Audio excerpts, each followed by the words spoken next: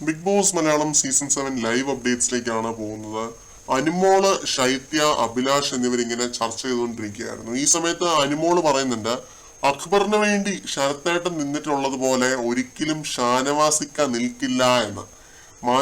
മസ്താനി അപ്പൊ തന്നെ പറയുന്നുണ്ട്, അവർ രണ്ടുപേരും സെയിം ക്യാരക്ടറാണ്, സെയിം നേച്ചറാണ്, എല്ലാത്തിലും ഒരേപോലെയാണ്, അങ്ങനെയുള്ളവർ ഒരിക്കലും ഒത്തുപോവില്ല. ഷാനവാസിന്റെ അക്ബറിന്റെയും കാര്യമാണ് കേട്ടോ പറയുന്നത്.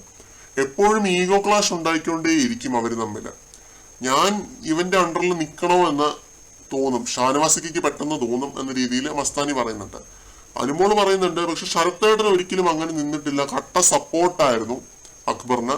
ഇവിടെ തുടരണമെന്ന് ഒരുപാട് ആഗ്രഹിച്ചിരുന്ന ഒരു കണ്ടസ്റ്റന്റ് ആണ്. കാരണം കഴിഞ്ഞ ദിവസം പെട്ടി പാക്ക് ചെയ്യുന്ന സമയത്ത് എന്നോട് പുള്ളി പറഞ്ഞതാണ്, നമ്മളൊക്കെ എന്തിനാ പെട്ടി പാക്ക് ചെയ്യുന്നത്, തിരിച്ച് ഇവിടെ തന്നെ കൊണ്ട് വെക്കേണ്ടതല്ലേ എന്ന്. അത്രയേറെ അപ്പാനിഷടുത്ത് ഈ ഒരു പ്ലാറ്റ്ഫോം ആഗ്രഹിച്ചിരുന്നു എന്ന രീതിയിലൊക്കെ അനുമോള് പറയുന്നുണ്ട്.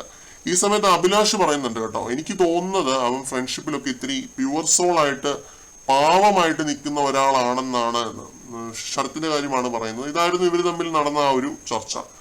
ഷാനവാസും അക്ബറും ഒരിക്കലും ഒത്തുചേർന്ന് പോകില്ല എന്നാണ് ഇവര് പ്രധാനമായിട്ട് പറയുന്നത് കേട്ടോ. എനിക്കും തോന്നിയിട്ടുണ്ട്, ഒരേ രീതിയിലുള്ള രണ്ടാളുകളാണ്, പക്ഷെ ഒത്തുപോവില്ല. അതിപ്പം ലൈക്ക് ആയിട്ടുള്ള രണ്ടാളുകൾ ഒത്തുപോവില്ല എന്ന് പറയുന്നത് പോലെ തന്നെയാണ്. അതിനൊരു പ്രധാന കാരണം മസ്താനി പറഞ്ഞ പോലത്തെ ആ ഒരു ഈഗോ ക്ലാഷ് ആകും എന്നുള്ളൊരു കാര്യമാണ്. മസ്താനി കൃത്യമായിട്ട് ലൈവ് കണ്ട് വിലയിരുത്തിയിട്ട് തന്നെയാണ് അവിടെ വന്നിരിക്കുന്നത്, അല്ലാതെ വേറെ ഉള്ള വയൽക്കാടുകളെ പോലെ ഒന്നും അല്ല. സാബുമാൻ അപ്പുറത്തിരുന്ന് വേറെ പിച്ചും പെയ്യും ഒക്കെ പറയുന്നുണ്ട് കേട്ടോ. നമ്മുടെ റെന ഫാത്തിമയുടെ അടുത്ത് റെന ചോദിക്കുന്ന ചോദ്യങ്ങൾക്കൊന്നും തന്നെ സാബുമാന് വ്യക്തമായ രീതിയിലുള്ള ഉത്തരങ്ങൾ കൊടുക്കാനായിട്ട് സാധിക്കുന്നില്ല. പക്ഷെ മസ്താനി അങ്ങനെയല്ല, വളരെ നല്ല രീതിയിൽ തന്നെ ലൈവ് കണ്ട് അരച്ചു കലക്കി കുടിച്ചിട്ടാണ് അകത്തേക്ക് പോയിരിക്കുന്നത്. അവിടെയുള്ള ഓരോരുത്തരെ പറ്റിയും വ്യക്തമായൊരു ധാരണ മസ്താനിക്ക് ഉണ്ടെന്നാണ് എനിക്ക് തോന്നുന്നത്.